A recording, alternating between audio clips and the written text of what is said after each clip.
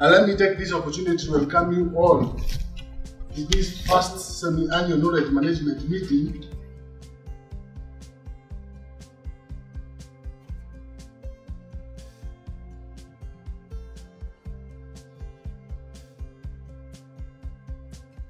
So this forum will inform us of the trends in biodiversity in the Upper Tana, and will also inform us what is this that we expect moving forward so that we are able to restore most of our ecosystem services.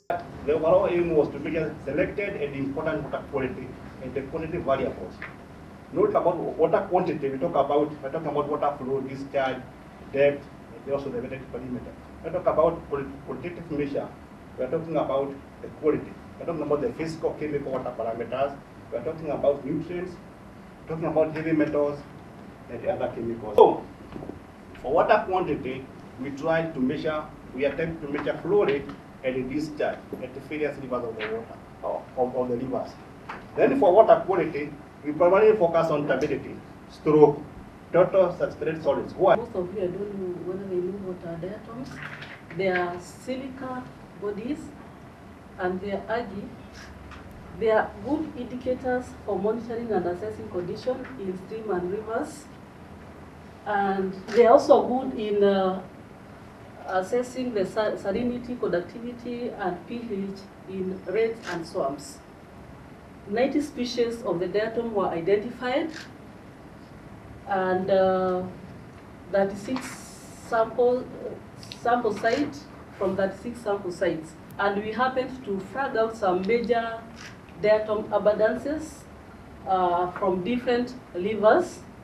When the conductivity increases or decreases, it affects the diatom colonization, meaning when the conductivity is high, the row the diatom colonizes, but the conductivity decreases, the high the production of diatoms. We generally had about 50 plots, data from 50 plots.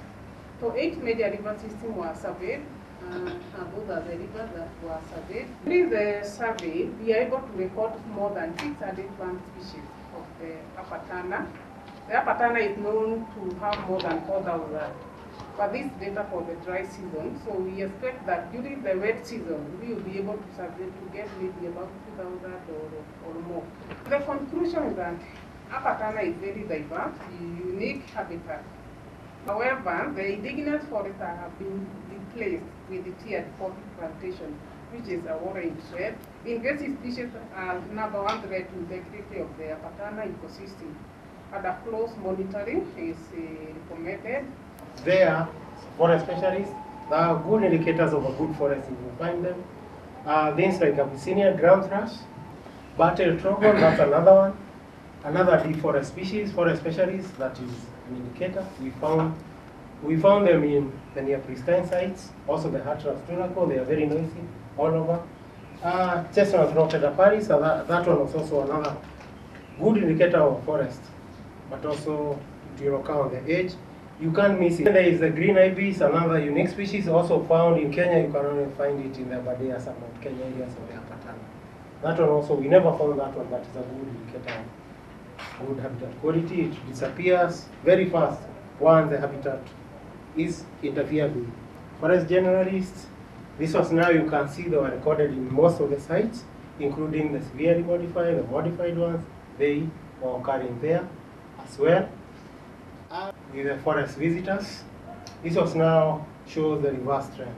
They are more common in moderately and severely moderately modified habitats, and less common in the near pristine sites. And this tells us that now that species to focus on are actually forest specialists. Overall, for this particular October 2018, we recorded 23 species. Some of them are restricted to specific microhabitats, because now I can see the word documented, one of which we didn't document in the previous, even in the literature review. And we also missed some species which we expect from a lot of literature that we have, collection that we have at the collection. There are species that there's also a vulnerable small carnivore called palm civet. We captured this in one of our traps, also only in the pristine or near pristine forest. We didn't find it in areas which were farmland or degraded. We also documented a unique mammal which is dependent on Acocanthera. This African crested rat depends on the tree, processing the poison from the tree and smelling on itself to protect itself. But we documented this also in the forest, which were pristine, including areas which have river and a bit of natural vegetation.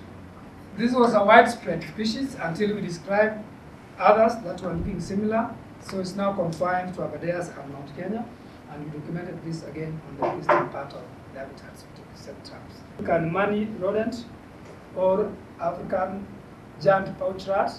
Sites which we assessed were mostly farmlands, and this is where we captured species that I have to mention. They are all pest species, and they would raid farms and homesteads. Mostly what we look at is abundance and diversity. So we held a fishing expedition last year, and we sampled around 25 sites, mainly using electrofishing and seed nets. During the field work, we were able to capture 12 species of fish grouped into 6 families. We were able to find out that most of the species found in the area were actually introduced, some in the beginning of the 20th century. Trouts. Looking at salmon truta, second last from this time, is the brown trout that is very specialized and actually occupies very pristine areas up there. And we found that this species occupied more pristine areas than even the rainbow trout. And these are some of the fishes that we found from the standard area. This is very important as an aquarium fish. Most of you know this. Actually, this is the most common for aquaculture, the Nile tilapia.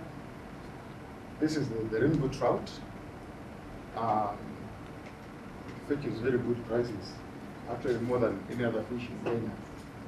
This is the brown trout, very specialized, occupying very pristine areas.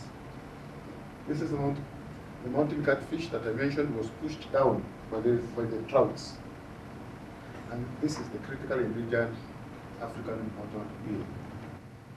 These are the specimens that we collected in our latest field work in August.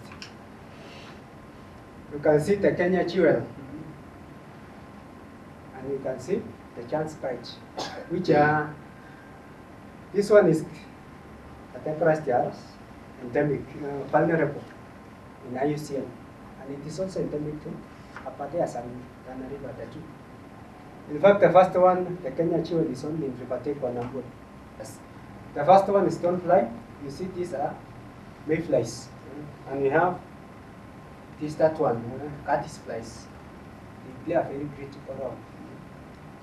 They are very, very sensitive to degradation. And then we have intermediate sensitive taxa as well. Dragonflies and some mayflies. And this one, water penny, the tolerant taxa. These are common ones. A lot of lake flies, chironomids. But we still have some limitations or issues. Taxonomy is still a problem. For example, when we went to the field, we got this species, that first one. It is classified as highly sensitive all over the literature. But we found it in low reaches, in which, according to us, are degraded. So there is a school of thought now, after this field work, that there could be 2 species. We know it is one, but we are yet to confirm, and we are going to do some DNA analysis to say whether there are 2 or not. The fungi are the least known of all the taxas, but they perform very important ecosystem services. So our objective when we are doing this work is to understand the fungi diversity in Tana catchment, and our aim was to know the species which can be used as bioindicators and which also can be used as to develop alternative sustainable livelihood so that we can also improve or we can alleviate the rural poverty which is being experienced in the Patana ecosystem. We were able to find around 51 macrofungus species in the Patana ecosystem. We found very unique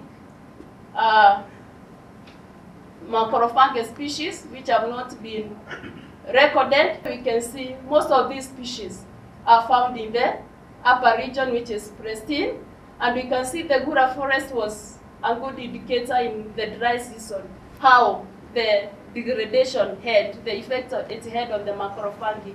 And you can see during the dry season, it's like all the areas which are degraded, and those are the farmland, there were no macrofungi. So we are also looking at the vascular mycorrhiza fungi. This one is a fungi we say it grows in association with the plant roots, and it's very important in enhancing crop nutrition and in protecting crop from the pathogenic fungi. So we need to introduce some of these fungi so that we can improve the crop production. Fungi is foundation of all the ecosystem services. When it is not there, the others will not be able to be there.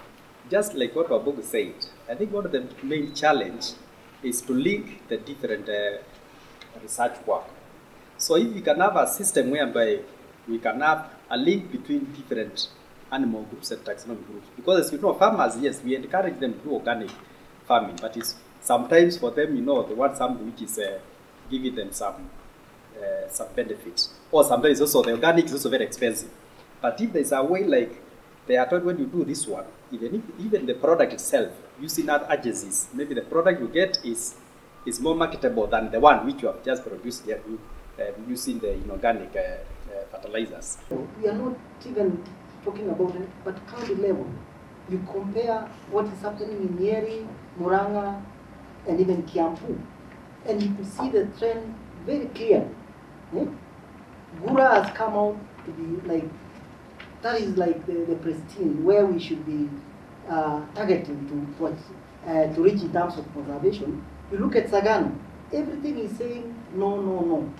We don't need any other science. I think this is science now that we can really authoritatively say, look, these are the situation in these sites, and we need to do more in terms of conservation.